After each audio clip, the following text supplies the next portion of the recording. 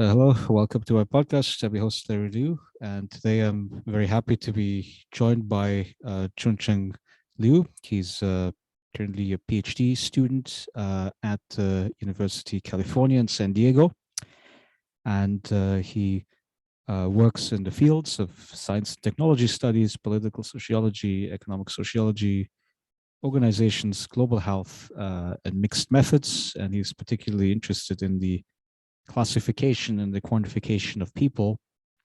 So he works on politics of algorithm, and his dissertation examines the contestation and multiplicity of the Chinese social credit systems. And he has also done public health research on HIV and AIDS. Prior to coming to UC San Diego, has a lot of publications which you can check out on the website.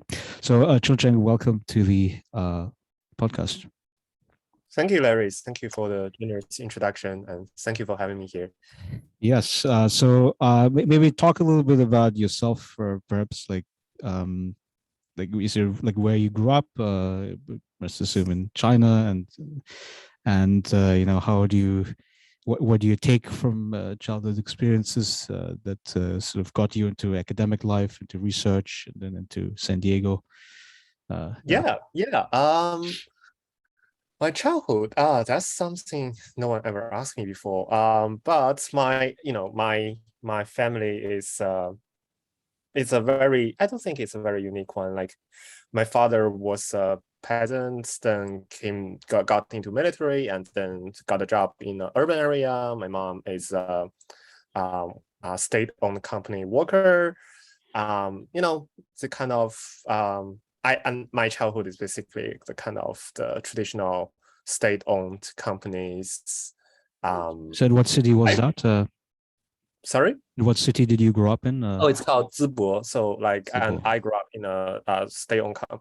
Well, but like I'm not really engaging with like my city per se, because the very special working unit system in China, basically all those powerful state-owned company build their own system inside of a city area. We have our own school system, medical system, even shopping mall.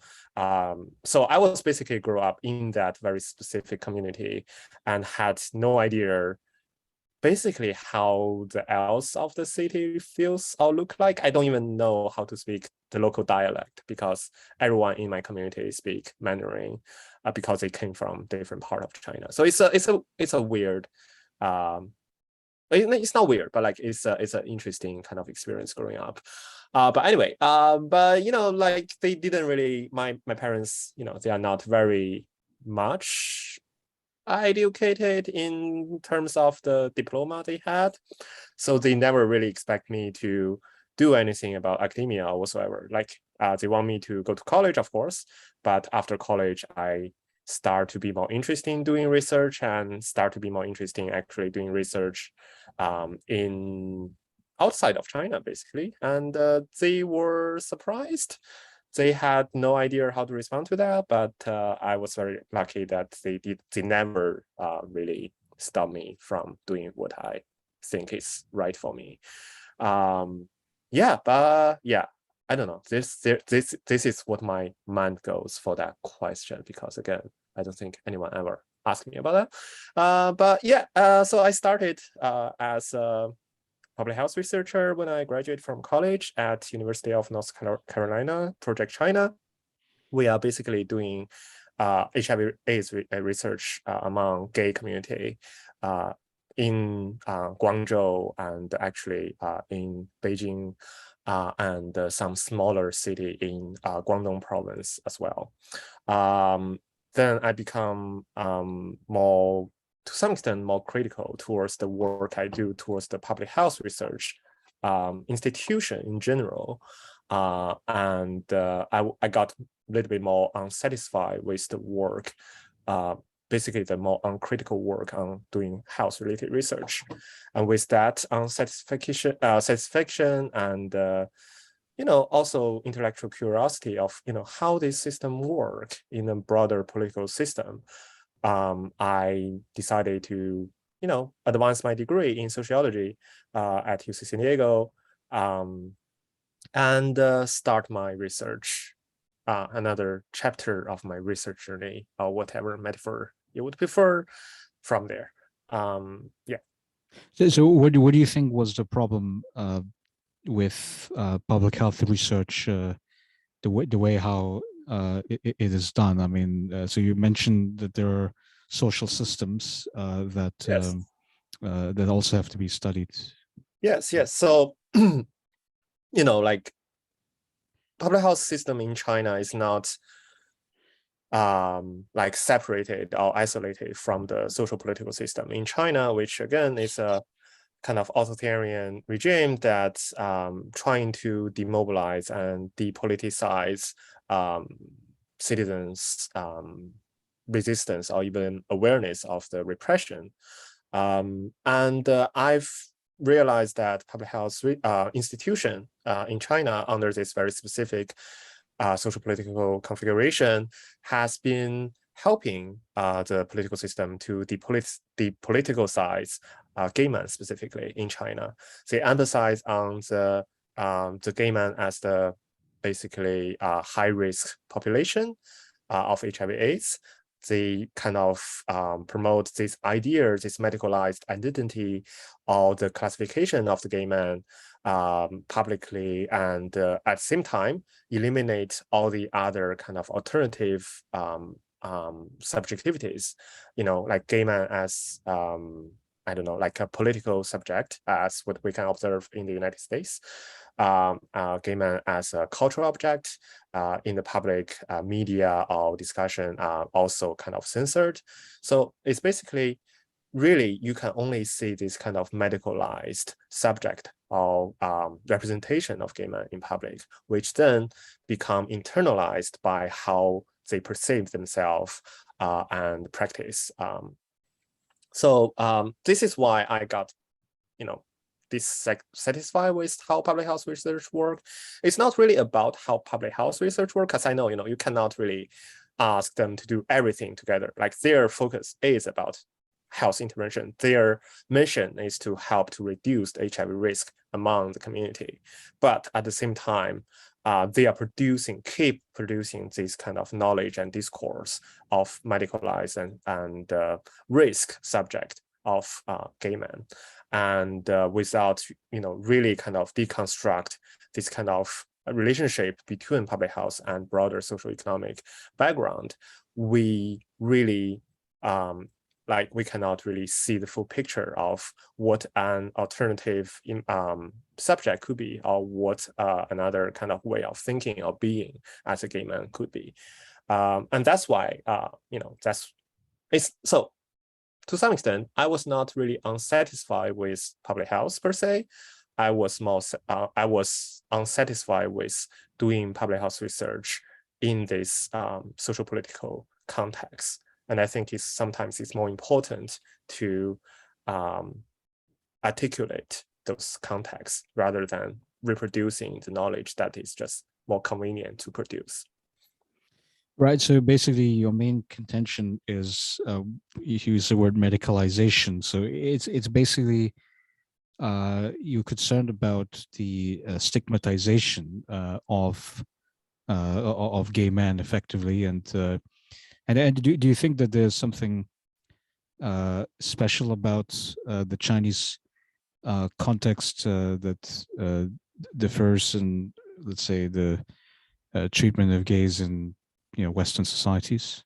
Yeah, that's a great question. I feel Chinese authoritarian regime is unique in the sense of it really goes to an extreme of eliminating all the other discourse regarding gay men, all the other representation of gay men in China, and medicalized representation is the only available resources of like object or representation in this context. However, public health research kept producing this medicalized or high risk classification of gay men elsewhere as well, but under different contexts, right? Like for example, in the US, they also produce this knowledge about how gay men should be understood as men who have sex with men, and how men who have sex with men is a high risk classification of HIV/AIDS in this context.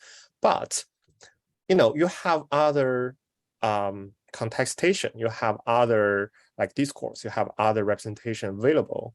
They are kind of, contesting with each other. They are trying to kind of collaborate with each other. So you could, on the one hand, be medicalized and have a health risk status, but on the other hand, it doesn't mean you cannot argue for your own rights. And sometimes those high risk status is the tool that you can use to mobilize more resources for your community, which this kind of mobilization or mechanism is really lacked in the Chinese context. But it doesn't. But a lot of very critical scholar has also been rethinking about like this kind of public health knowledge apparatus that keep reproducing a very specific understanding of some community and how health, has become basically moralized status in different society as well. So like being health is very important, and being at risk is considered as immoral. And that kind of practice has also been observed in many social democratic contexts as well. So how do you evaluate the spread of monkeypox, which is, I guess it's a more, recent kind of a disease that has, I guess, come up again in larger numbers, and the issue so far has been also that very common forms of transmission occur for men's sex with men. Yeah. And do you see a commonality in between the HIV discourse and the monkeypox? Yes. And a lot of AIDS activists actually was very concerned when the monkeypox was spread out at first, and then how this kind of discourse of gay men or MSM being a high risk subject really occurred in society. But I think this is also one reminder for us, or for me, is so we have to really keep balance between public health, like the health aspect, and the other aspect, the social aspect, if you would say. Like if we look at the data, yes, monkeypox are more common among MSM community, and it's very important for health intervention to be conducted in that community to help them, not to only to help the to cut off the disease, but also help the community to be protected from the disease. But also you need to consider the social implication of that kind of narrative, of that basically intervention. And it's not an easy one to have, it's not. But again, it's better to have alternative. It's better to have alternative. It's better to have contestations to some extent. It's better to have those discussion of other kind of identity or symbol or representation available for those community than the health or the health risk subject is only available or allowed representation that you could discuss. And are you also concerned that perhaps your heterosexual individuals might become complacent, and because I mean, even though like the rate at which the transmission would happen among heterosexual communities would be presumably less, but there's still a risk greater than zero. So I mean, is there a concern perhaps that the broader community is, by having this impression that this targets the MSM community, that in fact it is potentially a broader public health issue? Yes, exactly. And again, this is exactly what happened for AIDS epidemic as well.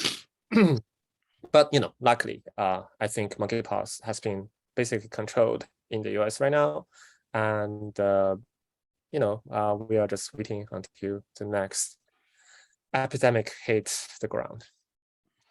Okay, so that I think covers that topic very well. I mean, so now let's turn to your main area of research because I think that's where you probably spent most of your effort recently. It's about the Chinese social credit system on the one hand, and then the contact tracing apps, which I guess continues on the theme of, yeah, I guess treatment of COVID and public health institutions and how they work. So you write about, who supports expanding surveillance, and you find that people with more political capital, specifically members of the Communist Party in China, are less likely to support the social credit scores. And then those, and then high regime supporters and people with higher SES, socioeconomic status, are more likely to support the social credit score. So maybe explain the findings a little bit and how you get to that. Yeah, so I collaborate with the China Data Lab at UC San Diego. We have this like regular national survey among Chinese urban residents from 2019.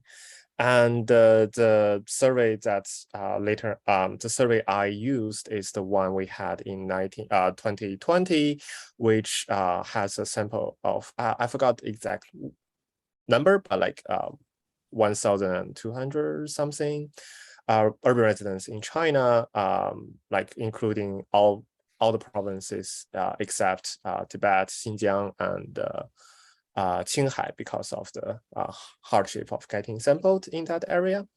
And we used the quota sampling system to make sure, kind of semi-representative of our sample.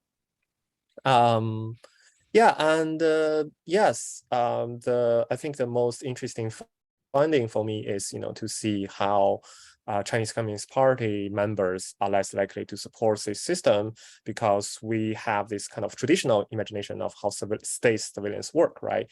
It's from the state to surveil, evaluate, or discipline the innocent, ordinary citizens.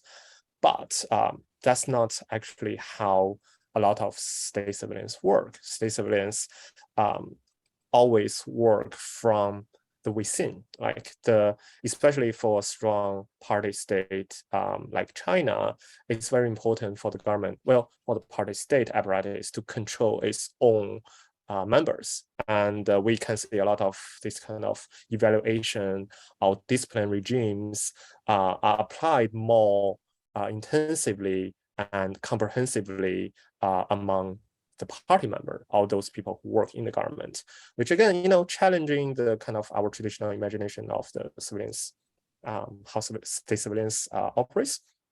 But I think that gives us a more realistic and nuanced understanding of how the surveillance actually cooperates.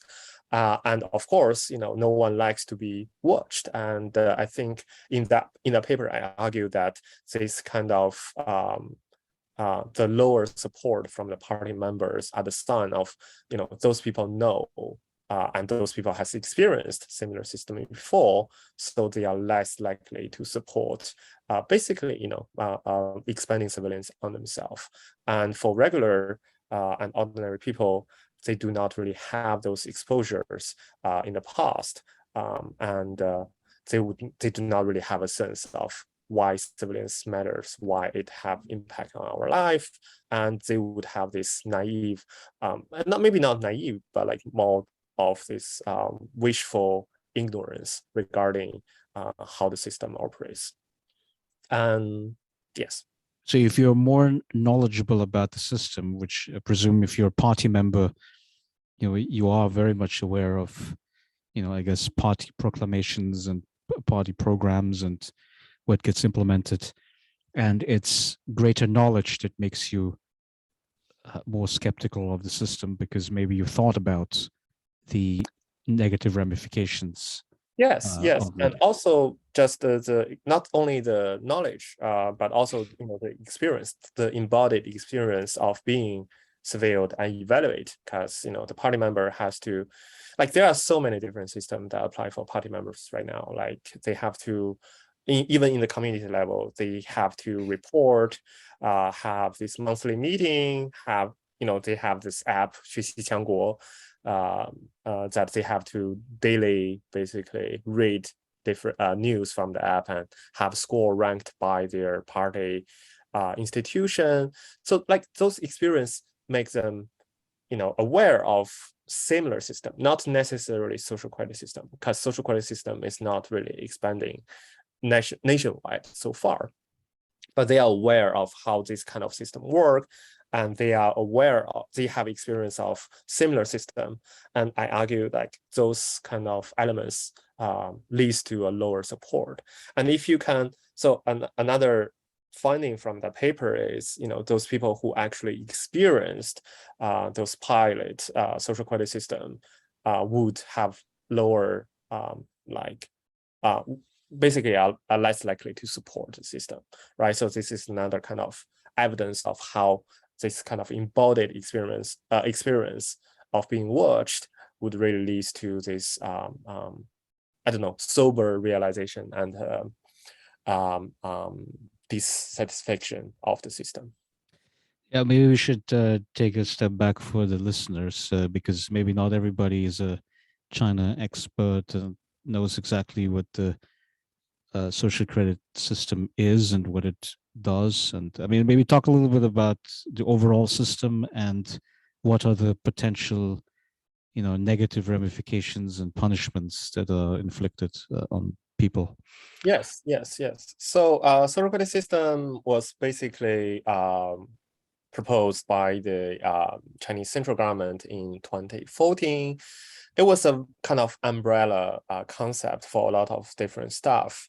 And basically, the central government just say, okay, different government agency from different level of the structure needs to build on or experiment different kind of social credit systems that, eventually can benefits those people who behave and punish those people who discredit.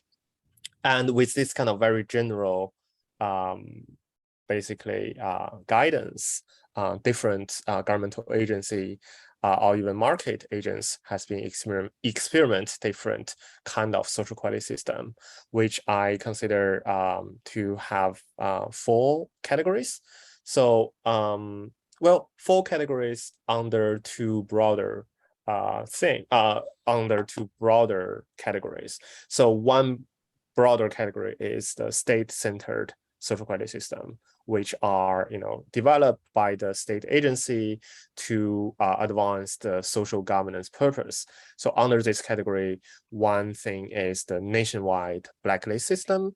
They have like those kind of so for example, the court nowadays have a blacklist system that can basically blacklist those people who obey the court's order. And those blacklist systems are mostly applied to those people who refuse to pay their debts after the court's ruled, just pay your debts. And the punishment associated with those blacklists are more severe, including, you cannot purchase high-end hotel or flight tickets.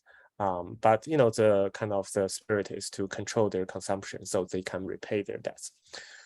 So blacklist system is one. Another system is the municipal social credit system that has been experimented by several municipal government. Those municipal system usually use about different indicators, like from I think from 40 to 2,000 indicators, basically to evaluate every residence in those to evaluate the trustworthiness of all the residents living in the city, basically. And they usually use score-based system, and those systems are more similar to what the Western has imagined social credit system will look like. Score-based, very comprehensive, surveil a lot of aspect of human life, and associated with different kinds of punishment and reward. What goes into the scores? I mean, so it's Yes. about the non-payment of debts. That probably is one of the major examples. I mean, what else goes into that determination? Yeah. So so another background information is about how the Chinese state make policies. So Chinese policies making is always kind of working like that. So central government propose a new initiative with a very general kind of idea of what the central government want. Then the local government, usually, the different city government, municipal government, start to take those up and start to operationalize and experiment in their own city. Central government would evaluate, compare, and see, okay, if this work or not. And then, if some experiment works really good, then it might be scaled up in the provincial level or the nation level. Social credit system works in a similar way. So after the 2014 initiative, local governments start to pick up, some local government pick up the idea of, okay, we are going to develop this kind of system, but they are not really, to some extent, they are competing with each other. They are not really, just copying. Well, they are copying each other, but like they have this competing relationship, which means that each system looks quite different. But I can, and not all the city governments has been participant into this experiment. By 2019, I think there are about 40 cities have their own municipal social credit system. But remember, like China has about 600 cities, right? So it's not a big proportion. And all those major cities did not really participate into the experiments. But among those 40 cities, most of them used, because, they need to feed data into the system, right? So like most of them use the existing legal and administrative structure or apparatus data as the data points. So for example, the court order, like if you break the law, that would deduct your credit score, because that's easy for the local government to get the data. If you basically break the traffic rule, your credit score will be deducted. If you, you got a sense of how it works, right? So like it basically still use the existing data infrastructure that the state apparatus has, but some social credit system, municipal social credit system did expand the jurisdiction. So for example, a lot of very moralized and very interpersonal behavior are included in some municipal experiment, such as being not a filial son or something like that. Actually, yeah, mistreat your parents can deduct like 10 points of your credit score in some municipal social credit system. But how would you measure that? Exactly. How? It's no one knows. Like the municipal government have that indicator in the metric, but for the local, for those people who actually needs to enforce those surveillance and documentation, they don't know how to do it. Like they don't even want to do it. So it's a whole another story. Like my dissertation projects basically follow how the bureaucrats actually collect those kind of data, and bureaucrats don't want to collect those data. Bureaucrats don't know how to collect those data, and bureaucrats sometimes have to make up those data because their supervisor asks for it. They don't want to produce it, so fake it. It's the only reasonable option for them to go. But anyway, my point is, for the municipal social credit system, the main source of data is the existing law and the administrative regulation. Some of them did expand to the small moral and interpersonal level with the help of the grassroots bureaucrats, which at the lowest level of the Chinese state apparatus. And that's basically the data source for the municipal social credit system. And if we go back to what we were discussing, the multiple social credit system in China, they are also market-centered social credit systems that are more similar to the Western counterparts. The central bank has a credit report system, just like the US also have a credit report system. You can read, and also like financial tech company has their own credit system, like Ant Finance have their famous Sesame credit, using big data and all those kind of data entry from their own platform,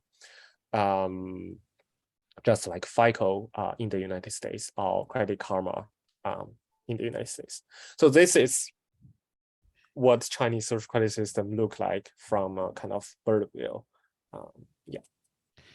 Now, I mean, when you mentioned that the bureaucrats could, come up with, fake data, I mean, I must assume that, this could have very bad consequences. I mean, I would imagine, like, let's say, if I knew as a private citizen one of those bureaucrats, and I know this bureaucrat doesn't like me because maybe I had run-ins with that bureaucrat, could I unfairly receive low scores, and then all of a sudden I can no longer buy, plane ticket and train tickets and so forth? Yeah, so that's the concern if the bureaucrats actually, wants to enforce their power. But the thing is, the bureaucrats, the grassroots bureaucrats specifically, they know that, basically the legal legitimacy of such system is very weak. And they need to consider about the consequences if they actually deduct a local residence score, because the local residents might appeal. They might say this is not true. They might, unite with the local residents to rebuild. Well, not rebuild, but like they would definitely kind of set up a lot of barrier for the grassroots bureaucrats' daily work. And another background is those people, those grassroots bureaucrats who collect those more moralized and interpersonal data, their daily work are very trivial, and their daily work really relies on the collaboration of the local residents. So, for example, cleaning the street, or like making up some, having some community events with the local residents' participation. So like local participation is very, very important, and they do not really want to piss off anyone because it's just considered as not worth it, right? And they also need to consider about, their own social relationship,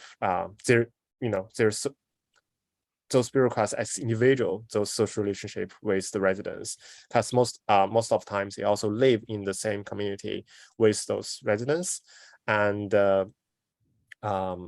those kind of relational aspect also can, to some extent, protect local residents from the more invasive surveillance of their daily life.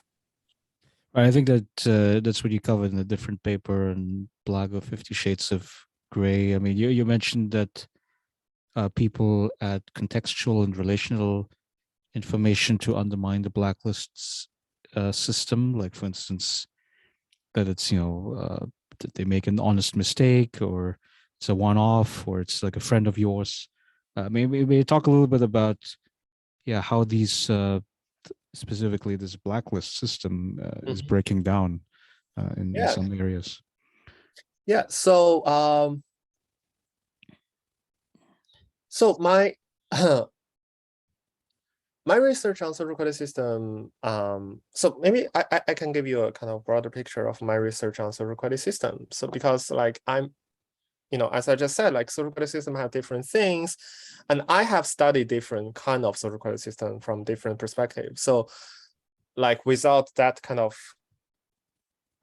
mind map at first, people might get confused of kind of what kind of social credit system am I talking about, right? So we can roughly say there are four kinds of social credit system: municipal social credit system, nationwide blacklist system, central bank's financial report system and fintech's credit score system. I have studied a general perception of those kinds of social credit system. So the survey is a more general public opinion of this kind of messy and compassing social credit system as a general idea. And then my dissertation project specifically use ethnography, interview governmental data to study a municipal social credit system. I really follow basically the social life of the system from the beginning, from their design to the everyday implementation to how people perceive those systems, not those systems, to the specific system. And then my third research with Alex, which is the paper you just mentioned about, is about blacklist system. It's about national blacklist system and how do people make sense, especially how do people make sense of the punishment associated with that blacklist system.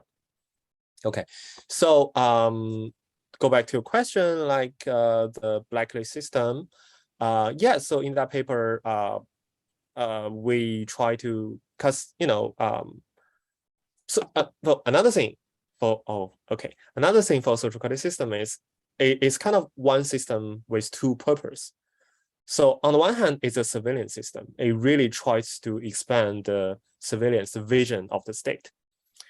On the other hand, it's a punishment system. Like surveillance is not enough. Surveillance is only about getting the information, getting the data, right? But for the state, the important thing is always about what do you do with the data. So social credit system is also supposed to be a punishment system that have this joint punishment for like enforced upon those people who are discredited, so people would behave just like legal system.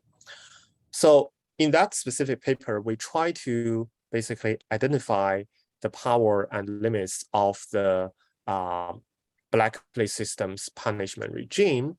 And we are particularly interested in how the state mobilized the blacklisted person's social mobility against him or her. That's a very important element of the blacklist system, of the joint punishment of the blacklist system. And we are, that's what we are focusing on. Yeah. Right. So, I mean, and also you mentioned like relational punishment, I guess. So it's the idea that, blacklisted individuals are being publicized, and that should create social pressure within the networks of those individuals that ought to be punished. Yeah, I mean, right. I mean, I guess, yeah, how bad is it? I mean, in terms of its impact on individuals? Yeah, so, the whole point of relational punishment is, to shame you, like to ruin your reputation among your social network. So like the anticipation of that kind of punishment would basically preclude you from conducting anything discredit, or if you have done that, like those pressure would force you to correct your behavior and become a good citizens again. It is working to some extent. Like our research did find out that like people are aware of the blacklist. Like people are aware, like a lot of people are actually aware of blacklist person around them, and there is a kind of instant reaction to those people who are blacklisted as untrustworthy individual, or like dishonored person in general. And the state apparatus really tried hard to kind of broaden the exposure of those people who are blacklisted, right? So like, for example, for some municipal government, they basically expose the personal information of the blacklisted person in the cinema, on the street, or even in the neighborhood where those people lived. So to some extent, yeah, it reached to at least a tries to reach to a very broader population to kind of mobilize those people into the state punishment regime. However, as we found out, it doesn't really work that simple, right? Like the state really want people to engage in this, and the strongest agent for that kind of relational punishment will be those people who are very close to those blacklist individual. However, when it comes to those people with strong relationship with those blacklisted, all those kind of justification and relational thinking come into being. And as what you said, people would say, okay, yeah, like I know that he is blacklisted, but it was an honest mistake. It's not fully his fault. It's like the economy is bad, and you cannot repay you like that on time, and that's why it happened. Like it happens, and I trust him. He will be a better person after he repay his debt. This kind of unessentialized thinking of those people who are blacklisted with their own interaction experience with that person really kind of erased a lot of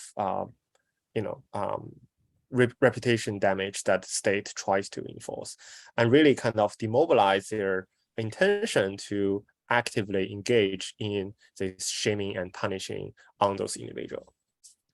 But okay, let's say I was a person who was being accused now of I don't know, not paying my debts. I mean, how would it help me if my friends and neighbors, people that and family that know me are batting on my behalf when the state kind of continues to insist that I'm a bad person.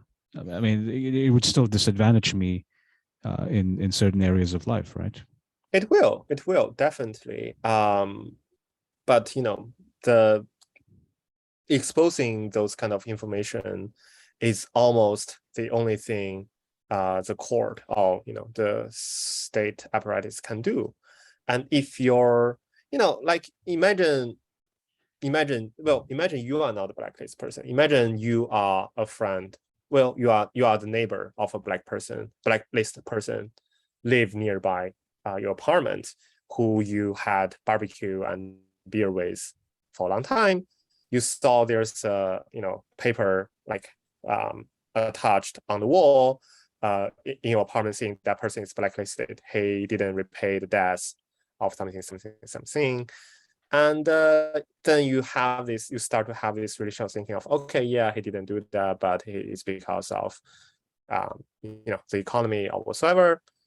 And then this kind of relational thinking stick. Like it doesn't really change the second time you saw the paper on your wall. It doesn't change the third time you saw it. You just get used to it. Like my point is there's nothing else the state could do about like reinforce or like kind of strengthening that message.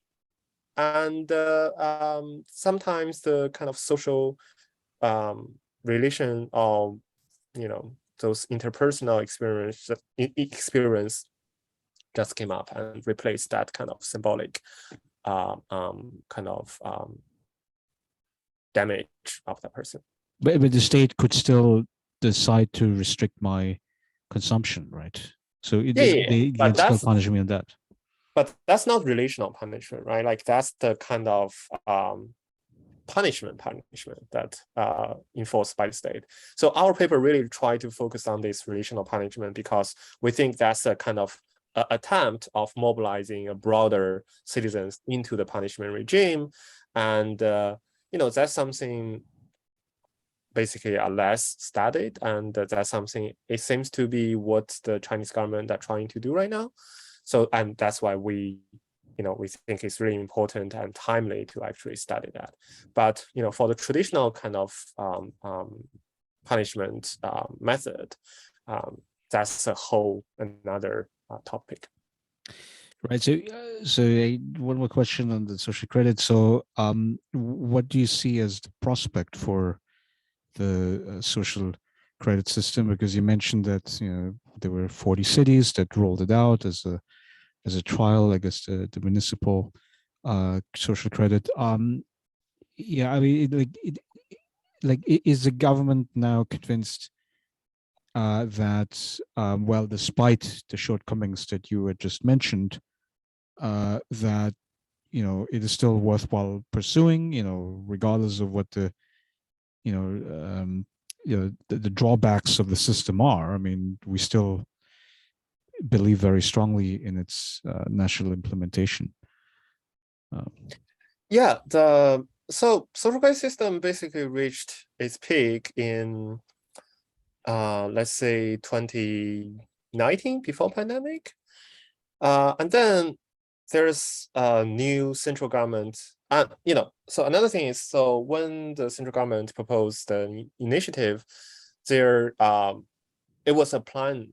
It was basically guidance for social credit system construction between 2014 to 2020. But after 2020, there's no similar kind of guidance were basically released by the central government, which is a sign of the government has been trying to de-emphasize on the system now at the central level, at the central government level.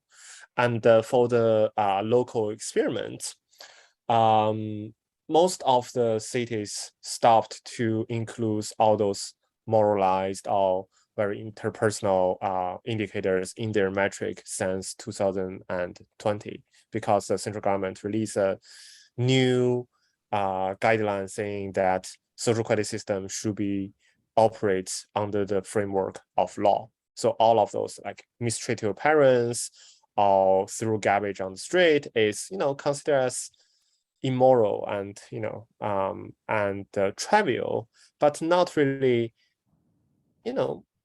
a matter of law. They are being deleted in the local social credit system metric after 2020.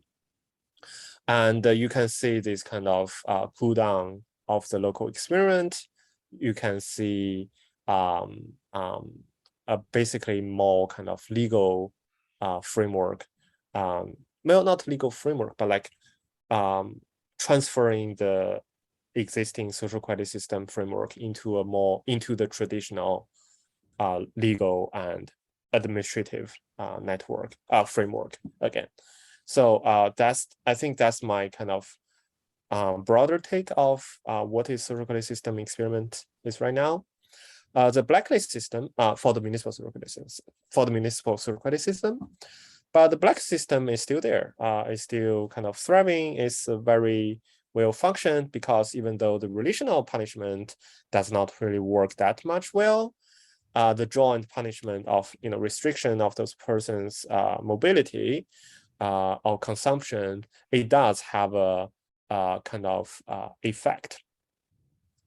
In terms of the market-centered credit system, they are still there. Like the fintech system has been under heavier regulation right now, but they are still there, and there are actually more state-owned companies start to produce credit information data or score in recent years, but serving the market function.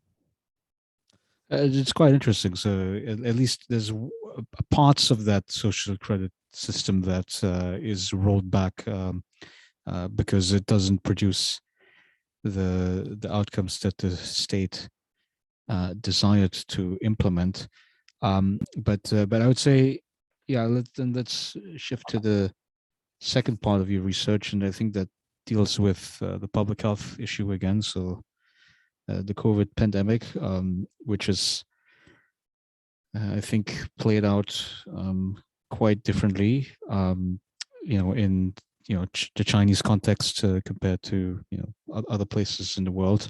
And so in the paper, Seeing Like the State, you write about the contact tracing and the health code, COVID health code, and you mention examples of errors, breakdowns, and exclusions, and ways of gaming and bypassing these algorithms.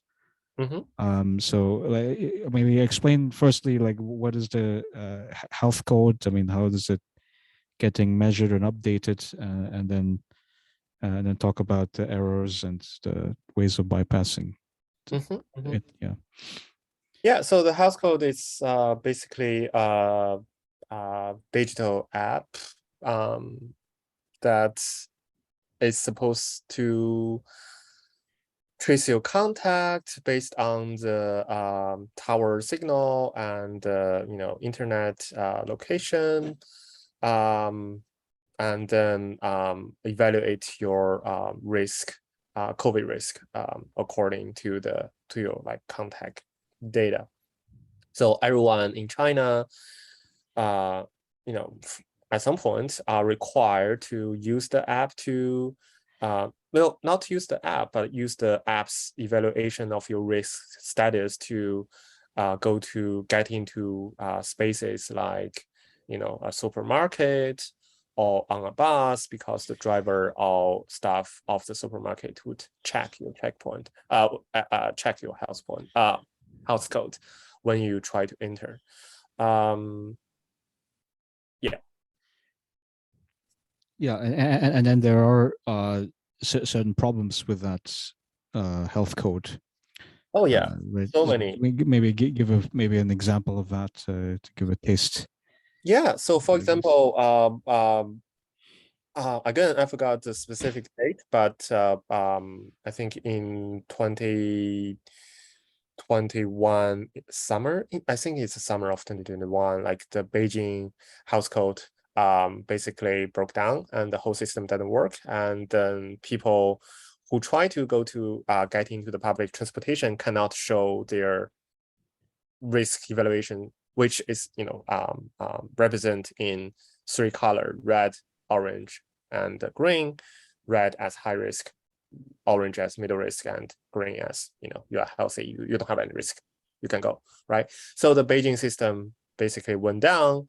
People try to get into public transportation or any spaces, basically become locked up, like banned from entering, because those checkpoints personnel just doesn't see the green code, and without green code you just cannot go. And it happened during the rush hour, so it caused a huge basically mobility problems that day. And also I think one of my interview, he experienced a kind of misjudgment of the health code's risk assessment. Like he said, he didn't meet anyone, didn't have any exposure, but somehow his health code become red. And he was so afraid of other people might find out and take him into the quarantine center. So he like hide at his home and call the house codes office center multiple times, and for some reason, without any explanation, like his house code turned green again. So this kind of story happens everywhere in China since the implementation of house code in 2020. And are you also saying that I remember the paper that it was relatively rare that such breakdowns happen? So I mean, if you have like, I mean, you have like hundreds of millions of people, right? That Yeah. when they try to, go to work, get on the subway, go into buildings, they really rely on this technical infrastructure to work. But uh, but yeah, I mean, it's like, is there a way to quantify, like, how often these breakdowns occur? I mean, beyond, the ethnographic examples that you have. Yeah, I didn't really count that, but my arguments about that is not about, again, it's not only about technical failure. It's not saying that, because, technical failure is common, like it happens. We understand, like sometimes it just happens, and it's not a big deal to some extent. But the arguments I try to make and the risk of such algorithmic system is exactly because of the scale. It's exactly because it's so fundamental for mobility or for other reasons, and it has been applied for so many like such a big population, and a tiny failure can cause huge problem. And this is the problem. And this is the problem of the algorithmic system. And this is a problem of using one system to basically determine everyone's, even tiny part of life. It's a scale that is very critical and important, and also risky to think about. So again, my point is not about this system failed all the time, or this system is a good system in design. It's not about that. It's more about what's the potential risk, what is the what's the kind of potential risk associated with the scale, with the functionality of such systems that determine our social life. Right. I think this also raises a broader question about how legitimate this health code is, because I mean, so for me the answer, I mean, if I sort of had to guess or infer it, would be that at the macro level, I mean, it sounds pretty good, right? I mean, it's good for public health. We want to minimize the hospitalization for COVID. We don't want old people to die. So yeah, it sounds good. But then at the micro level, I mean, the examples that you seem to be giving, that you're giving in your research, is that, well, it's obtrusive. Like there's ways how I resist the system, how I game it. I take the screenshot of the health code rather than I guess the live code.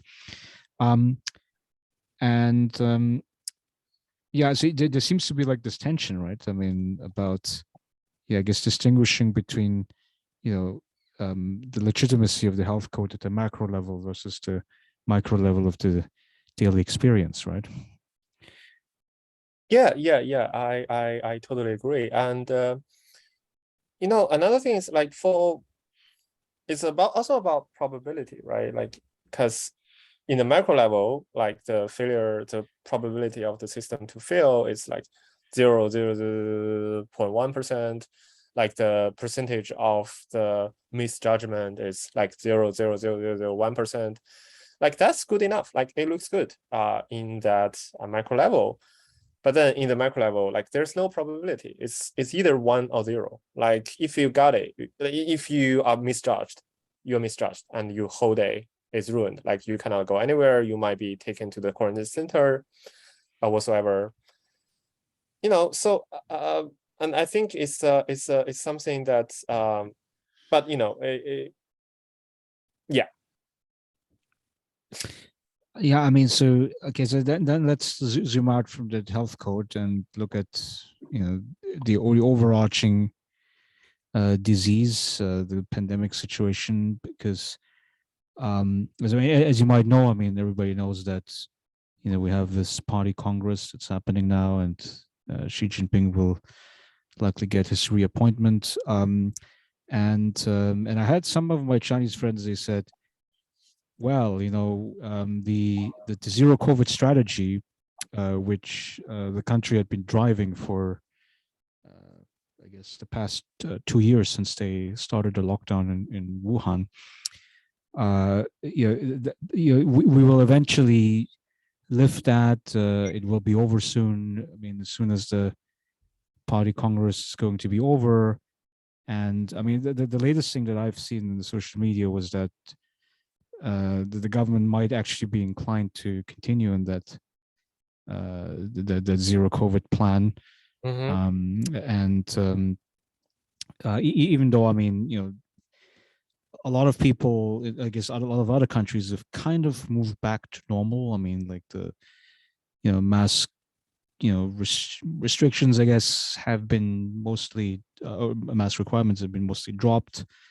Even the vaccine requirements have been dropped in a lot of places. So yeah, I don't know. Do you have a take on sort of what the prospect is of the COVID policy in China? Yeah, I think everyone, I think everyone is making prediction of when is China going to stop doing this zero COVID policy, and this kind of predicted date just get like further and further each time they make prediction, because like last year we said, okay, like at the beginning of 2020 it's going to be released, or at March of 2020 no 2022 it's going to be like over, or in the like summer of 2022 it's going to be over, and then it's the party congress. And then actually nowadays people start talk, because of all those propaganda about zero COVID policy is still there. It's even emphasized during the party congress period, and people realize, okay, like it's not going to be ended after the party congress. Maybe it's going to be over next March. And yeah, I don't know. My honest answer is I don't know. Like I feel, especially with the shifting, again, I think it's important to think in a social technological way, right? Like, so it's not purely determined by the party's will. It's not, because Omicron, I do believe Omicron is a game changer. Like if there's no Omicron, zero COVID might already be stopped. But Omicron, like the kind of the way of a spread does change how the whole party state apparatus respond to this policy and to the virus. But then, there's also social of, Xi Jinping needs to secure his position, and he has to stick with the, this very important policy that he, I don't know, came up with or like insisted on for so long, especially during this very critical moment. And like what is the fear of the party leadership? I mean, is it about overquelling hospital figures, so it's really like overwhelming of the public health systems? I think that is one concern, to be honest, especially considering about like the relevantly weak Chinese vaccine and efficacy of the Chinese vaccine, and then consider about the kind of political consequence of potential problems in the medical system, right? Because the Chinese government has been basically propaganding about how successful the Chinese model is, how like horrible everywhere else in the world is, and then not even catastrophe like the United States, like just some tiny or middle range disaster associated with COVID happened in China would kind of destroy the whole legitimacy immediately, and they have to stick with that. And also, again, it's about Xi Jinping's personal political security. Like this is his policies, so like he has to show who's the boss now, and one way of doing that is to stick with this policy. Yeah, but I think the only way, like logically, to sustain to zero COVID, I mean, aside from the permanent, lockdown reopening cycles, would be to isolate the country, right? Where you basically like you don't let any foreigners into the country. That's what they're doing right now. No, like, but how long can you be doing this? I mean, if you have this, I mean, so there's this whole economic model that preceded Xi Jinping, right? I mean, it really goes back to Deng Xiaoping, right? Where we are going to be, at least on the economic side, we're going to be opening up to the world economy. We want to deal with the world, and there's a lot of Chinese researchers like you who are going to Western countries. So this whole like open global model, you can't have any of that. I mean, as long as you do zero COVID. I mean, if you look at, I mean, the latest thing I've seen is that the Chinese government doesn't even want to publish the third quarter GDP figures for this year, because presumably it's going to be so bad, right? So it seems to me that the whole self-legitimation model of the CCP could crumble essentially because of an insistence on the zero COVID, right?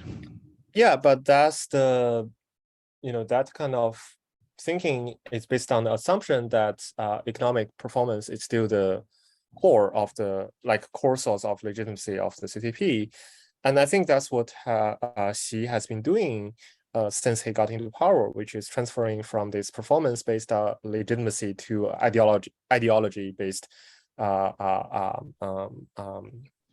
legitimacy, and that's why that's you can see from this kind of more intensive propaganda in China regarding kind of the socialist or Maoist values, and I actually think Deng's policy has been gradually marginalized to some extent. Like I got yes, I went out when he got into power, but I think the Chinese students who study abroad has been shrinking in recent years, and I think that's and she has emphasized on security everywhere as one of his kind of core focus. And I feel this kind of close the border and restrain the communication will be maybe the most straightforward way to secure the nation in his understanding. But yeah, I mean, I think there's another geopolitical element that should be thrown in here, because I think that the U.S. foreign policy, how should I say, isn't particularly helpful. I mean, because now the U.S. said, we're going to apply technology sanctions on China. We're not going to allow any Chinese nationals to be working on American produced semiconductors. Because there's this whole idea that um, you know in the U.S. Leadership to reduce reliance on Chinese technological inputs, and I'm quite worried about that. I mean, even from like analyzing it from the U.S. position, because I recently spoke to an engineering professor here at Princeton. I mean, we have one of the I guess nation's leading engineering schools in the country, and he basically says that the whole how should I say, successful semiconductor research program and engineering programs in general really rely on a stable flow of Indian and Chinese engineering students, engineers yeah come over here. And now, I mean, if you sort of accuse them, well, because you hold a Chinese passport, and therefore you must be working with the CCP or with the PLA, the People's Liberation Army, or whatever. I'm quite worried about. I mean, even like the U.S. own like technological position by effectively I don't know, applying Cold War principles against China. yeah it's super concerning, and it's not only for like even on the micro level for US or Chinese industrial development, like at the macro level for us, even like for me, not an engineering student, like just being look like Chinese person. Well, I am a Chinese, but my point is like looking as a Chinese person on the street, I have a high risk of being targeted, and I think that's the real fear, especially since COVID, right? Like this kind of anti-Asian hate crime has been rocket high. And I think in both countries, nationalism against each other has been really rising in recent years, and it's very, very, very, very concerning. And again, I'm not the expert in this field, but my not even concern, but my kind of another thought is about this kind of technological sanction is it kind of forced China to further rely on itself and further to develop its own like system instead of relying on the global order. And maybe China could do that, and that's not good for the US. That's not good for the world order at all. And I don't think this kind of pushing and sanctioning is really the best way to deal with the competition, like global competition and geopolitics at this current moment. Yeah, yeah. So I think interdependencies. I think especially with trade, with migration and things like that. I think. I mean, I guess I'm sort of like one of these like old globalists, which I mean, but I guess I share that sentiment with most researchers here. And I'm sort of worried that if like the term decoupling, right? That's a big term right now. Is the idea being to for the Western companies to rely less on Chinese companies, Chinese input. That like if the decoupling was to be completed, I mean, I think it would also have negative security implications. That is to say, because right now, I mean, on this Taiwan issue, right? So if as long as there is some degree of like close collaboration between China and the West, I think that that this would be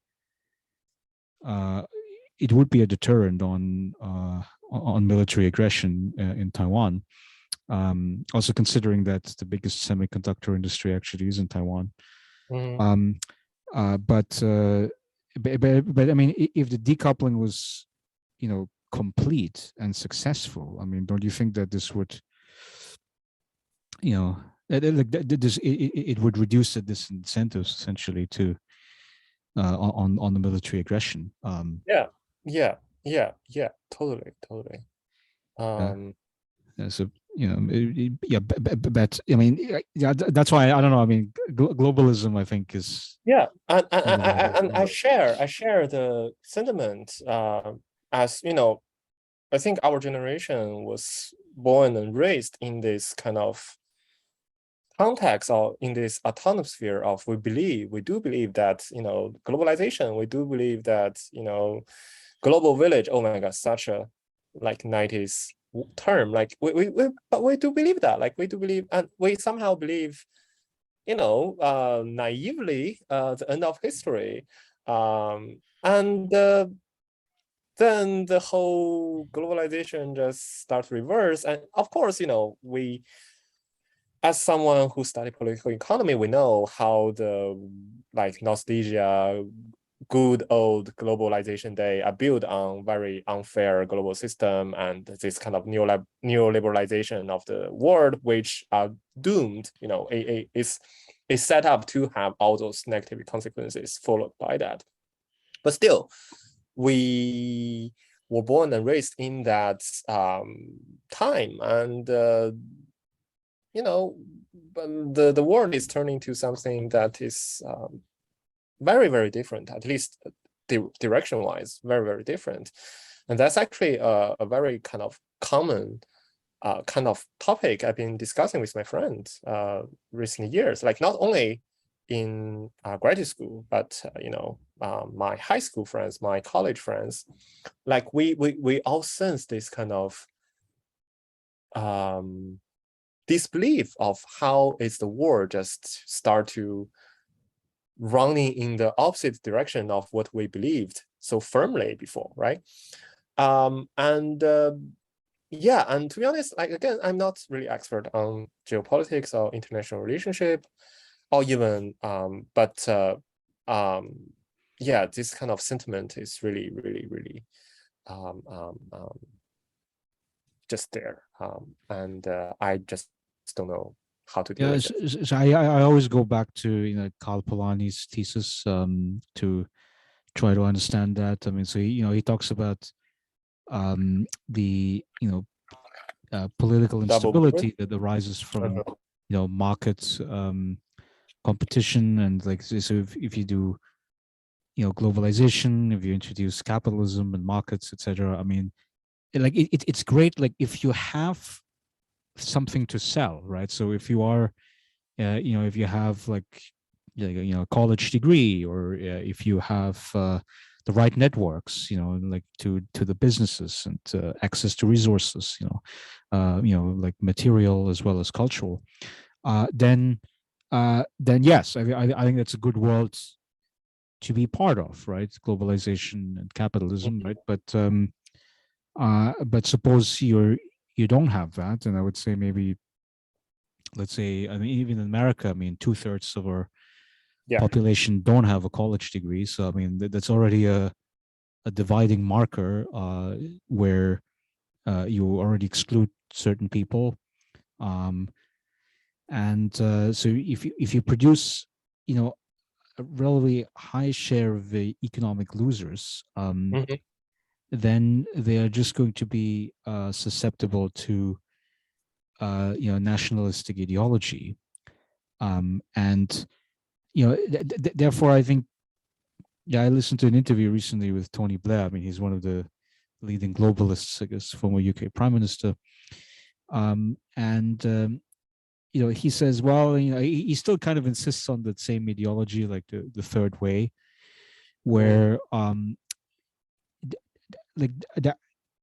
I mean, like the base idea, I think, is not completely wrong, right? I mean, which is that, you know, that the political leaders, they have to sell a positive vision, right? And the positive vision forms an effective alternative to yeah, I guess nationalism, you know, retreat back to the borders, you know, anti-immigration, etc. And but then it's going to be very hard. I mean, because what is the positive vision? I mean, in the mid 20th century in the Western countries, and then I guess in China since the late 1970s, um, you know, the vision was about, you know, economic growth and economic development. But now actually, I mean, if you look at, you know, like the sentiment of young people, right, in the rich countries, I mean, it goes back to Greta Thunberg, right? It's like, you know, we have, it's not that we don't have enough economic growth. It's that we have had too much of it. And because of that growth relying on the burning of fossil fuels, we're actually destroying the planet, the ecosphere that we that we rely on for, I guess, our own well-being, our own survival. And so, and so, if we, and I guess we have to take the Greta Thunberg and similar environmental activists seriously, because I do think that we don't have that much time on the climate front, on like reducing emissions on carbon. So, you know, so we can't. So if, you know, if you take the Tony Blair, it's like, okay, we want to have a positive vision to our people, which is not nationalism, but the vision cannot be economic growth, because that's the thing that got us into that environmental mess. So yeah, I mean, I don't have the magic answer to that, but I think that this is certainly one of the, you know, big headaches where, you know, I don't necessarily want to be, you know, politically responsible, I guess, in today's world. Yeah. Yeah. So, yeah. So, okay. So let's go back to this issue of COVID-19. So you mentioned like coronavirus stigmatization, both among the U.S.-born Asians, but then also the foreign-born Asian Americans. Yeah, I mean, we know that, you know, there has been this, you know, I guess the political yeah, stigmatization, right? So we remember Donald Trump saying, you know, China virus, Kung flu, and those epithets. And I must assume like that's also the thing that you were trying to measure in your research, right? I mean, you were trying to understand the effects on I guess the political effects of that stigmatization, right? Wait, are we talking about the ethnicity and health paper, or are we talking about surveillance and society paper? Yeah, I think that was the one about the health outcomes, right? The mental health outcome of stigmatization. So, yeah, in that paper, we're not measuring the political outcome. measuring the mental health outcome of the basically Asian and Asian America's stress compared with other racial groups such as white American, African American, and Hispanic. Yeah. So and I think for me in that paper, the most interesting but also maybe depressing finding for me is even like, so first of all, Asian and Asian American has significantly more stress experience or more encounter with the COVID-19 related stigmatization, which caused a significantly higher mental health stress during that period compared with all the other group. But then if we look at Asian compared with like Asian, like me, I'm not American. I'm from Asian countries. I look Asian, and then, well, of course I look Asian, but like compare with the Asian and Asian in America and Asian America who are born and raised here, like you would say that the similar encounter of the stigmatization have very, very different impact. Asian America are more likely, or in other words, have a significantly higher mental health, like, well, not mental health problem, but like they experience significantly higher stress from that kind of encounter compared with Asian in America. So we try to elaborate that, it's because that Asian American has been considered as this kind of forever foreigner for so long, and this kind of, but they do, they are America, but like being targeted as someone they are not, being targeted as, all those racial slur remind them all those kind of experiments they've been experienced for so long, and caused a higher stress level. But for Asian in America, if someone call me those racial slur with the COVID-19 related term, I will feel stressed, of course. I would feel like dangerous. I would feel like unsafe, but I would not, like, that do not really challenge my core identity as a Chinese person. Like, it doesn't mean I'm not, because I never really expect at this current stage, I never expect myself to be America, right? So I think this kind of layer is what our research, well, there are several co-authors, right? So we have different kind of take on the paper, but my this kind of comparison between Asian in America and Asian America is really something that is really striking and interesting, at the same time depressing. Right. So really the COVID stigma, I mean, so you're not measuring, like the COVID stigma itself. I mean, it is about identity. So it's about, like, so if I say, well, you China virus, I mean, then the presumption would be also that you're not a real American. Exactly. I think that's the sort of thing that you are really trying to measure, right? And Exactly. to that extent, the US-born Asians who fully identify as American, I mean, not necessarily by choice, but basically by the fact that they grew up there and eat food there and et cetera, et cetera. And they don't know, how it's really like to live in Asia. I mean, at least not for extended periods of time. Where if you say, well, you're not a real American, well, then you have zero identity, effectively. I mean, that seems to be where you're going with that. I remember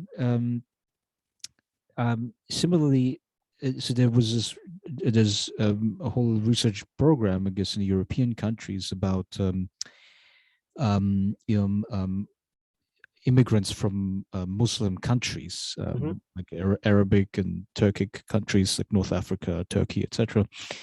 And they notice a difference between the first and the second generation of migrants. in that, the first generation of migrants, interestingly, I mean, they have relatively, low socioeconomic status, right? They might be operating, like, I don't know, a kebab shop or some like small business that, makes very low profit.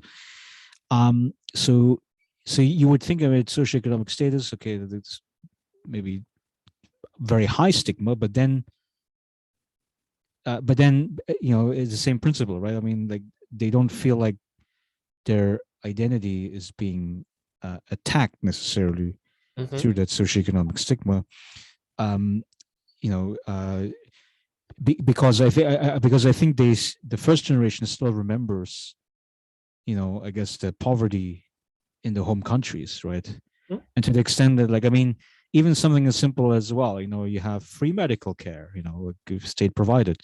You have state provided schools. You have, running water at home and things like that.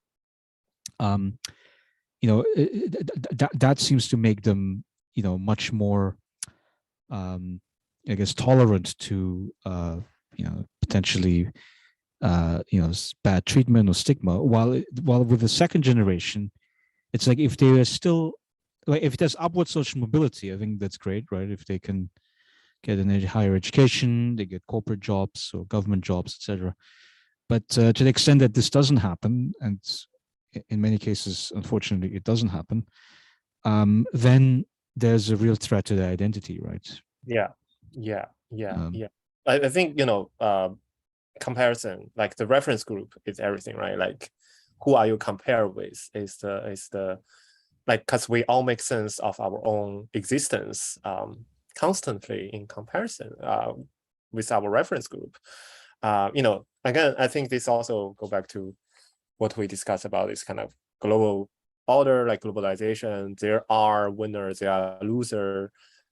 If we use this very crude classification in one country, even though the loser, that's a weird name, but like, even those people who did not benefit as much as those winner of the globalization, like, even if their life is better than what they did in the past, seeing this contrasting increasing inequality makes them feel less, right? Like, and make them feel like they are relatively being exploited by something, and raised this kind of rage against the existing social order and global order.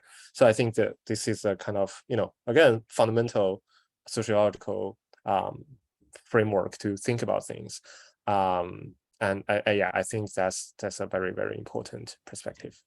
yeah, I mean, I just one more point on the Muslim migrants. So I think that, like, if you look at, the people that went to fight in Syria, for instance, right? These are foreign fighters that go, to partake in the civil war in Syria, and a lot of them hold European passports, so they are Western nationals, but they are second, and in some cases third generation immigrants, and I think, yeah. So I guess this goes back to like a Durkheimian point about, anomie and sort of like lack of social integration as part of the broader community.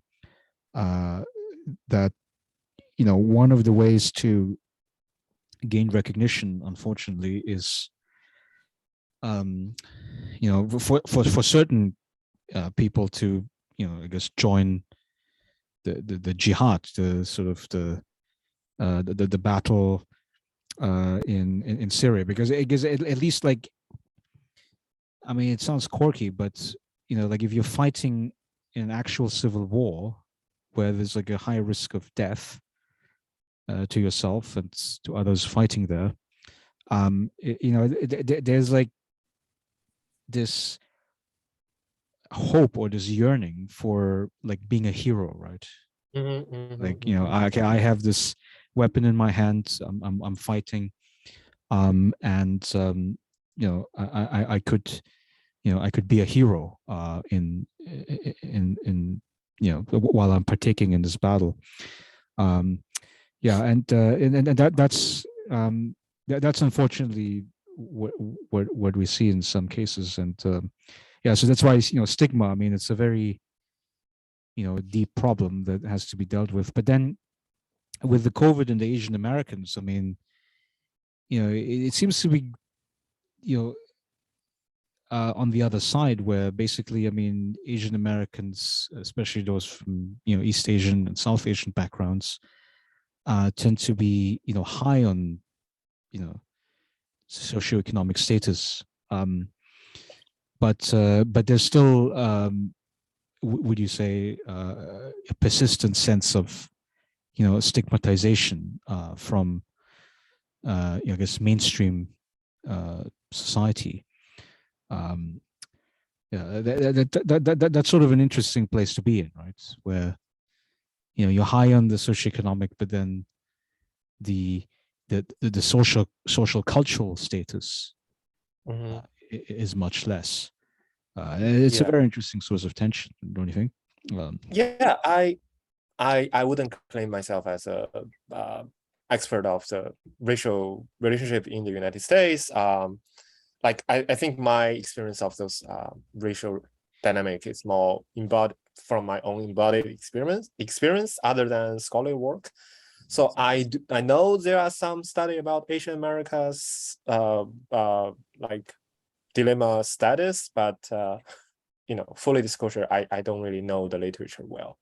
But from my own experience, yes, I do feel that, especially in this, so I feel in the US, the racial dynamic, in this current US racial dynamic, Asian and Asian America is considered as some more invisible race, like those more marginalized or those more disadvantaged racial group consider Asian as a race that assimilate to white, while the a lot of white racial group consider Asian as, of course, racial minority. And with this kind of another layer of, general higher social economic status, make this whole landscape even messier. But also, I think it's important to remember Asian is a very Asian is a huge country, and Asian immigrants in the United States constitute very different social group. So for India and China, because of the way, the most common way of immigration, it tends to be, they came here for higher education. They are highly, like, very well qualified in their own country, and they are to some extent social elites. And they came to the country, they stay in the country, and of course, they lose. And because China and India has the population of China and India is so big, and the immigrants, like the number of immigrants of China and India in the States is so high, it kind of basically make people think, okay, Chinese Chinese and India immigrants and Chinese and Indian America are the only Asian America in this country. But the truth is it's not, right? Like there are a lot of Asian, East Asian, Southeast Asian refugee come here who has very low socioeconomic status, and but they kind of somehow has to share this stereotypical socioeconomic status with other Asian American group, which make their life even worse because as you find this dilemma, they do not have the social economic status, but they are expected to have that while they also experience racial discrimination in this country. So again, my point is, I think it's also important to think about the different composition of the different racial group. African America and Latin America immigrants in this country has a very different immigration trajectory. And in this country. So it's I guess it's just it's somehow sometimes it's kind of the the average or the medium income of Asian America, the number could be could hide a lot of more detailed information about this very big group with very diverse composition. It's also very interesting, like to compare like the same ethnic group within different countries. I recently read the dissertation of one of my former colleagues, Jessica Yu, and she studied Chinese educational aspiration among Chinese Americans Mm, and Chinese Italians, mm, Chinese Spaniards. So these are Chinese immigrants to these different countries. And it's so the US story, you just covered that, right? It's mostly people with higher levels of education, like high human capital. And then, of course, when mm, they raise their children, kind of with the same high educational standards and expectations. And, like Tiger Mom, and like, mm, making sure that your kids learn piano and, so like that stereotype kind of. But then it's interesting when she studied the Italians and the Spaniards. Um, there, the Chinese have very low educational aspirations, mm, and in part this might be because like those governments, they don't have the same impetus to attract specifically higher mm, skilled migrants from China, and then and so then oftentimes what happens, and also there's maybe more discrimination, she argues, at the level of like bureaucracies, usually like companies and like governments are more restrictive on accepting ethnic Chinese into these occupations, and so and the main industries of those Chinese in Southern Europe is like small business effectively. So like usually like operating some like grocery shop or something like that. I see, I I see. mean, so that's usually, and that of course, by taking on different niches, then it affects education aspirations. I mean, for instance, I mean, my family. I mean, so I grew up in Austria. I mean, and my parents didn't go to college, and they were sort of hoping that my brother and I would complete a higher education, but they were sort of like kind of laid back. I mean, they were definitely not Mhm. in the Tiger Mom Yeah, camp. It was more like yeah, you, yeah, you do what you want to do, kind of, and we'll support exactly. you as best we can. Exactly. But Um, like Unequal Childhood, great book. I think it kind of captures this dynamic, right? So like those uh family with higher socioeconomic status can invest so much on their children, like they kind of guide their children what to do, yada yada yada.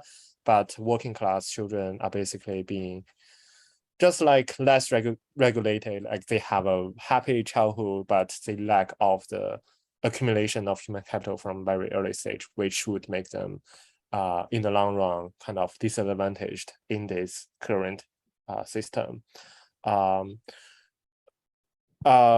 yeah, and I think the dissertation sounds like great dissertation, and I think it also I for us I think that's not a math, but a kind of common mass of okay, Asian make it, or Asian American make it because they work hard, because they value education, because they whatsoever this kind of essentialization understanding of the cultural value of this race and ethnicity group.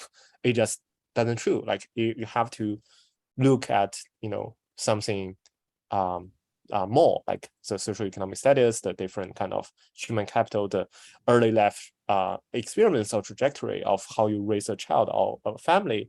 That matters more than the very, again, blur and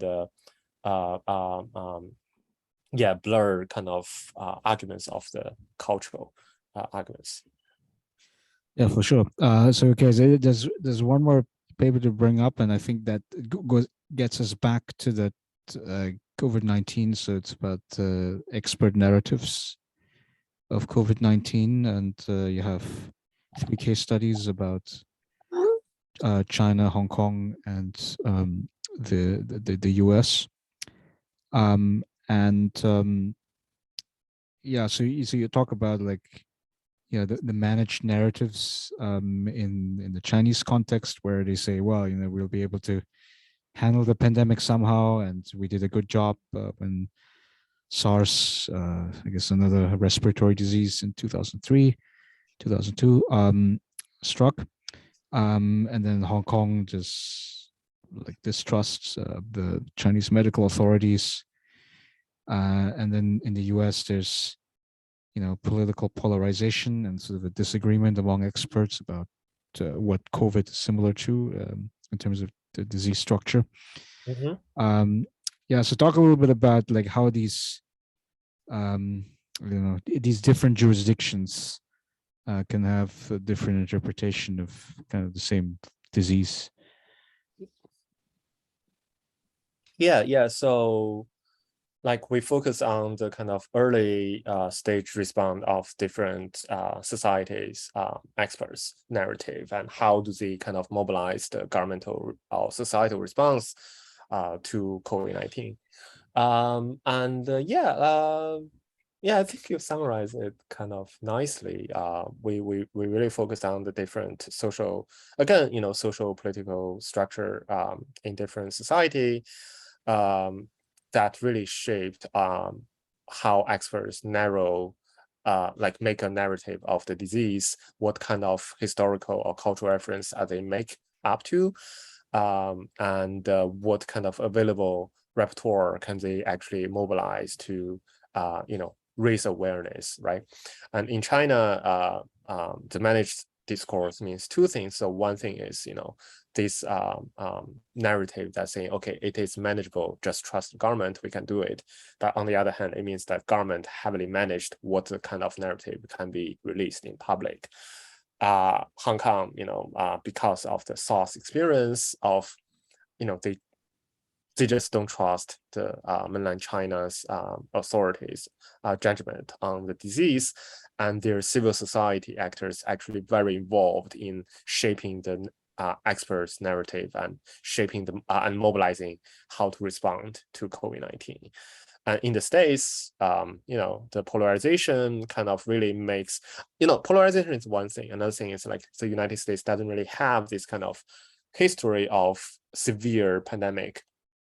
The last one, I think, they were really fully prepared for the outbreak in Mexico, but like somehow like the outbreak didn't cause as much damage as the experts predict. So those kind of past event actually make the experts in the United States harder to make a mobilize wider politician or public to be more aware and careful about pandemic. And polarization, of course, is another thing that really stretched the public attention and just make a more united experts narrative harder to be produced and transmit. Right. So on China's managed narrative, I think it brings up an important point. So if you remember at the beginning of the pandemic, so you had this famous doctor, right, Li Wenliang, and he was trying to. I guess he was handling some of these COVID patients, and he tried to warn the public through the social media, how serious the disease was, but then the government sort of censored that information, and so this seems to be like one of the chronic drawbacks within like authoritarian settings, right? Where essentially, if you're choking off the point of feedback, I mean, not even criticism of the government. I mean, simply feedback, meaning like information about what the public had to know in order to handle the pandemic. Um, that yeah, it seems to be like the dysfunction is going to be, programmed into the system, by managing these narratives in a very tight way. Um, and Yeah, I mean, so do you agree with that assessment that yeah, that actually the system becomes unstable? I mean, if you don't allow information to flow freely. Yeah, and it's not only about like information flow from society to state to politician, right? It's also about even about how information flow has been uh, basically delayed because of all the other concern inside of the state. So the communication inside of the Wuhan politician would like delayed the kind of information report in the system to the central government, and so yeah, and I think those are the kind of different layers of why the kind of like basically the very tragedy happened in the Wuhan in the early stage of COVID-19. And also actually kind of similar to this perspective is also used in my study of social credit system. Like it's supposed to be civilian system to some extent of those indicators. But if you set up evaluation metrics of how many data do you have to report every month, or what kind of data do you have to report every month, then the whole like civilian system kind of lost its meaning, because it cannot really, like the bureaucrats are not really trying to surveil citizens through this system. They are only to deal with the system requirement for the system itself. So it lost its function. It's part of its function in reality. It's a goal displacement to some extent. I mean, Yeah, you're exactly. not pursuing the original goal, which is to help with the pandemic, I guess. Exactly. Um, Yes, and unfortunately, I feel this is also like, this is also the worry that people have about censorship, right? Because it censors the real sentiment of society, and then the authoritarian regime cannot really sense what's really happening, and they cannot really respond, like to demobilize people from having like larger scale protest. But like China seems to work fine now. There's no large protest happening. But I feel with the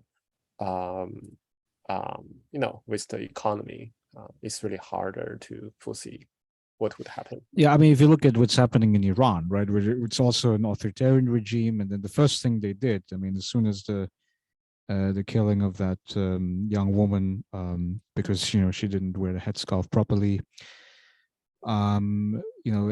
So like at the beginning when the protests started, the government immediately shut down the social media access. But I guess at that point maybe it was already too late. I mean, I think there was already like a sentiment broadly in the country that things were not going well, and I guess the death of that young woman was essentially uh, I guess the spark to express the underlying discontent, Mhm.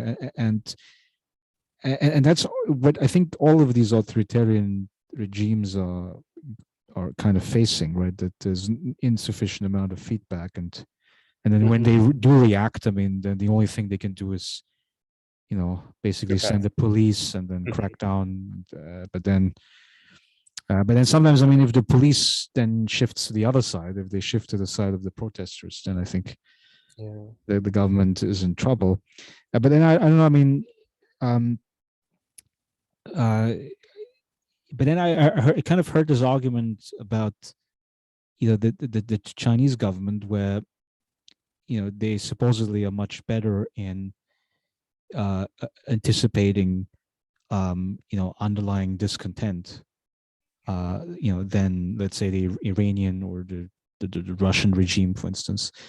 Um, you know, Presumably because they're, um, I mean, like all of the things that you researched. I mean, the social credit systems and the amount of data that the state has at its disposal. And also, I mean, if you remember the research by Chuncheng Liu, I think, Mm-hmm. the labor research, where I think her argument is that the like the labor petitioning system is basically, it's like one way of for the party to get feedback, Mm-hmm. Mm-hmm. from the workers, and then, like, before they do like the mass protest, the mass demonstration, um like like there's something that the government can do, right? As either in the form of coercion or concession, right? Do you accept that kind of framing, that argument, or uh, Well, yes.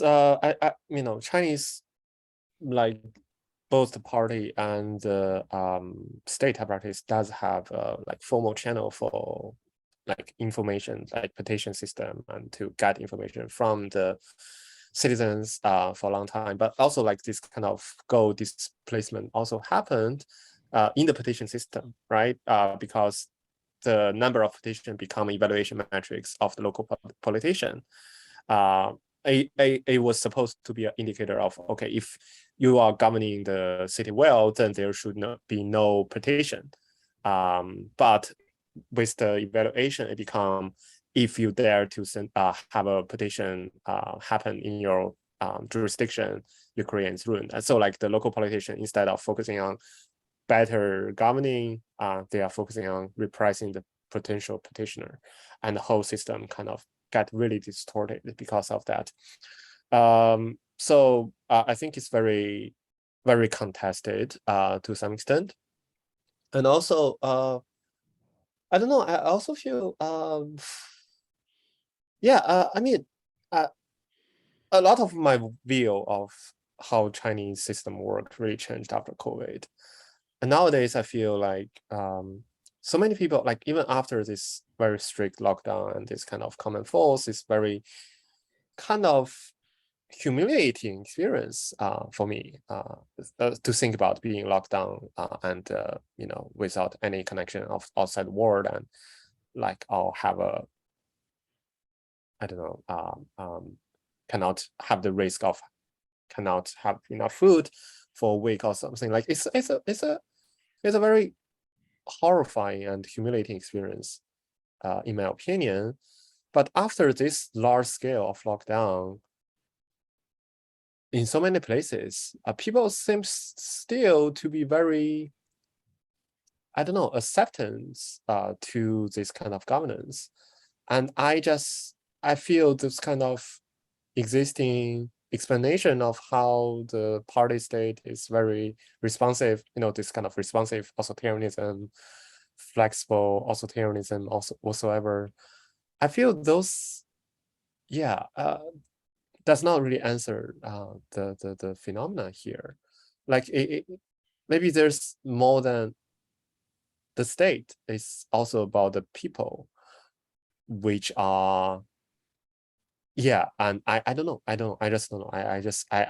I'm amazed by how much bullshit that Chinese people can bear with after COVID, and I just don't know how to explain that anymore.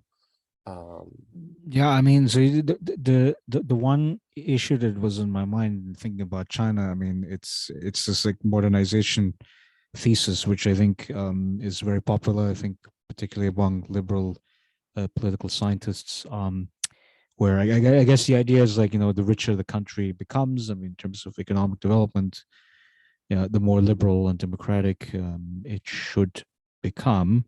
And then if you think about the main, counter cases, I mean, Singapore, China, um, and but but at the same time, I mean, I would think I wouldn't dismiss this sort of like modernization theory completely out of hand, Mhm. because I mean, even if you say, well, China does not fit the modernization theory thesis because it is rich and authoritarian. um I was thinking to myself, I mean, you know well, it may be not true yet, because I mean, also like this issue of like, okay, I'm going to use the Chinese historical record, which is thousands of years of dynastic history, Mhm. to say that, to infer for the Chinese future that it will always be autocratic. I think it's a very hard comparison, because because I mean, if you read like the Confucian texts, I mean the Rujia, right, where it's always about the king, the landlord, and then the peasants who are the serfs that are working for the master's land and paying taxes and serving as soldiers. I mean, but that's not the society we are facing today, right? I mean, today, I mean, we have basically the biggest middle class in the world. I mean, like, 600-700 million people, and so I think the social context of China, I think, post 1978, it has been so different than anything in the past. So I mean, to then infer that China will be authoritarian forever, I think it's too strong of a prognosis to make. Yeah. Um, Yeah, I agree. I agree. And I feel well, not historian, but like those people who focus too much on the historical lineage of China also commonly make the mistake of essentializing Chinese culture or Chinese society or Chinese state as a stable object. But in reality, it's not. Like, it's always changing. There's some core there, of course. There's historical continuity there, of course, but it's very dangerous to think it as just another repeat. I don't know, like a um, repeat uh, or like self-circulating that dynasty, and it's also very simplified and to some extent dangerous to just to say Xi is another Mao. Like, it's not that simple, right? So I think historical lineage continuity matters a lot, but sometimes it can only matters that much, and also history emphasize on the event, right? Like, event is really important in history, and who knows what would happen tomorrow? Like, who knows there was a COVID? Who knows the whole global order will be shaped by some tiny virus? But that's just human society, I guess. yeah, I mean, like, even if you, like, let's say Russia, for instance, right? I mean, like, if you had asked me like at the beginning of this year, right? I mean, what's the future of Vladimir Putin and his regime? And I would have said that like there would be similar to China, effectively, or Turkey, right? Where or Hungary. I mean, basically you have the leader at the top, and then he controls the opposition, he censors the media, he censors the civil society, et cetera, et cetera. And he's gonna, I think he's gonna be a strong man for the rest of his life. And then it's gonna be chaotic as soon as he's gone, as soon as he passes away. Um, but now I don't know. I mean, we have like, I mean, over 7 months of war in Ukraine, and I don't I would not make this kind of prediction anymore. I mean, I think Mhm. that there's a possibility that the war will essentially end with his downfall from power. I mean, as long as he doesn't deliver, right? If he doesn't win the war, then his position is very much threatened. But again, but that's something that, like, the Ukraine war as an event, has to happen in order for that, prediction to sort of change, right? Yeah, yeah. Yeah. So and then so also, like, the point about Hong Kong, I thought was particularly interesting. because I mean, you mentioned, yeah, like the expert distrust. So there's a distrust by, I suppose, the Hong Kong civil society, you know, some medical experts too, against the handling within the mainland. I mean, um, yeah, you know, I guess the issue is like really what's the future for Hong Kong, right? I mean, because because I mean, so because you know, 2014, right? You had the big protests, and 2019 there were protests again. Then you had the national security law, which was passed in the middle of the pandemic 2 years ago. Um, and you know, sort of like the hope for liberalization that was uh, prevalent, at least among young people. I mean, that's basically gone at this point. But it seems to be that in the response to this COVID-19 thing, you still see the differences between Hong Kong and the mainland, right? Yeah. Well, I think the difference is salient and is still salient in most, maybe every aspect. Like again, like it's a matter of degree, of course. Is Hong Kong freer than 20 years ago? Is Hong Kong freer if we consider 20 years later? You know, it's changed. But compared with mainland China, they do still have more you know, spaces and for contestation, for alternative voices, even under some restrictions. But you know, there are more restriction back in mainland China. So I think this is and you know, they have the history. They have the history of civil society connections. They have the history of experiencing SARS. How you know the mainland Chinese government mishandled SARS before. So all of those matter and still play a critical role in how they handle and how they organize the society to respond. I guess you're saying that the Hong Kong, I mean, the civil society, I think, is still in existence, at least today, and you know, so there's, I don't know, maybe a little bit of hope for the maybe for Hong Kong civil society um, to persist, you know, for a little while longer, I could say. Um, or I mean, I guess the issue is like, do is Hong Kong ever going to be a normal Chinese city? Mhm.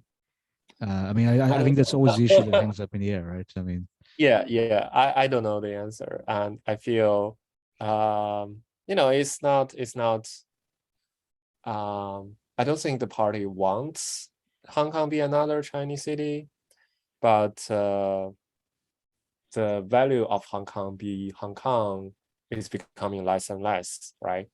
In the eyes of the party.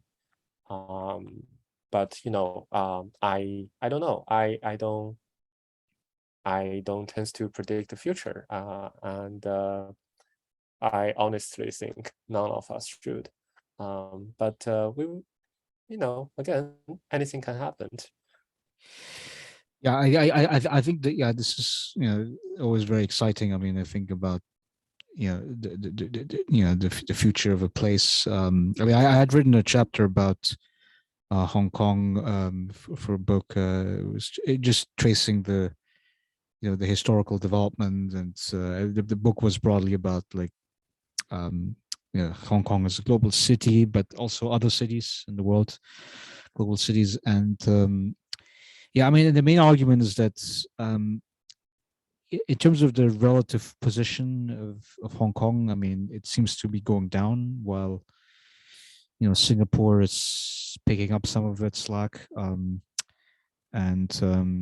right, where at least among Western oriented, like, companies, right? Because if you look at the net financial flows, I mean, Hong Kong still receives capital from the outside, Mm-hmm. but much of it actually is from the mainland companies, right?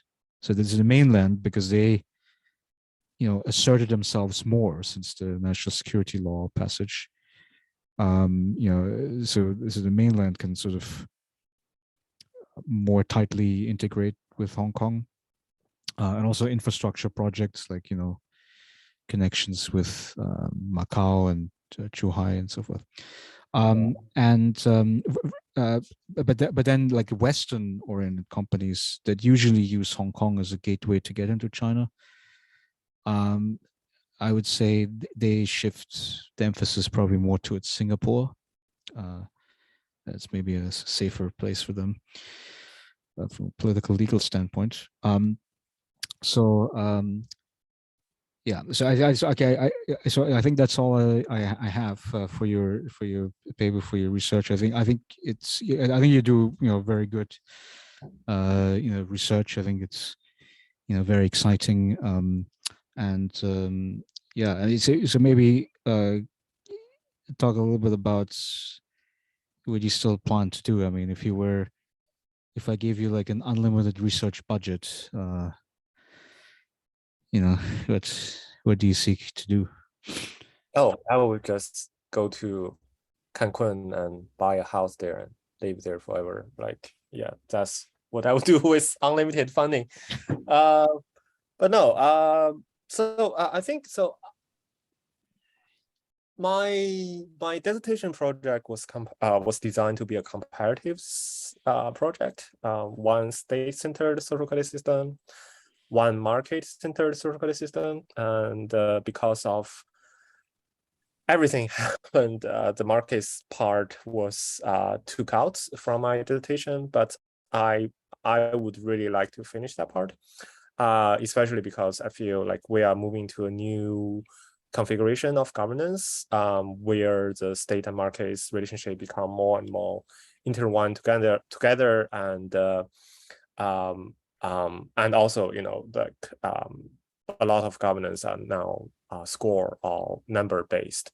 And I'm very, very interested to see how this kind of state and market as institution to quantify, evaluate individual can conflict or conclude with each other. So I would really like to kind of finish that part of my research. Yeah, and yeah, but I think one beautiful thing being a qualitative researcher is you never know what would happen. Like I never know that Jack Ma would have that bold speech that ruined his IPO and ruined my field work.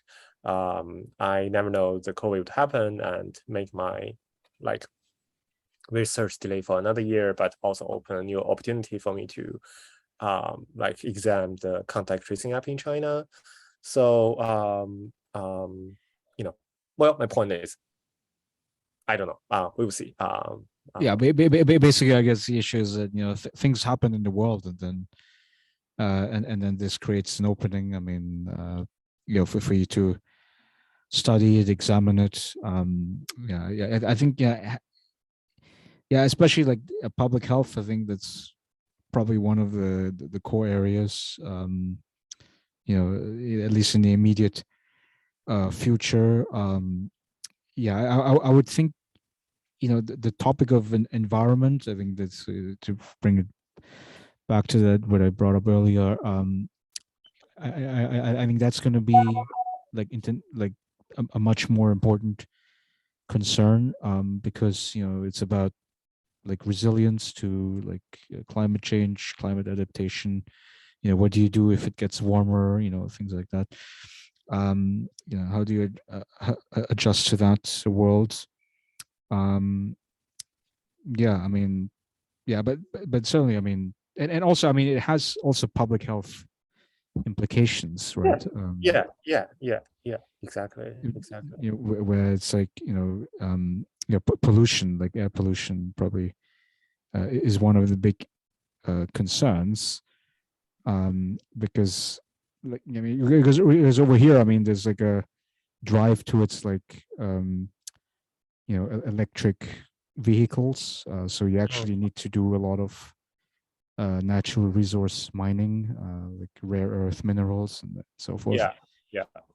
And there's, I mean, it leaves an environmental impact if you do a lot of mining. And also, you have pollution of like groundwater, which could affect populations that live close to mining zones. So, I mean, yeah, these are all sort of environmental hazards that we create in order to, you know, I don't know, sustain, a first world lifestyle.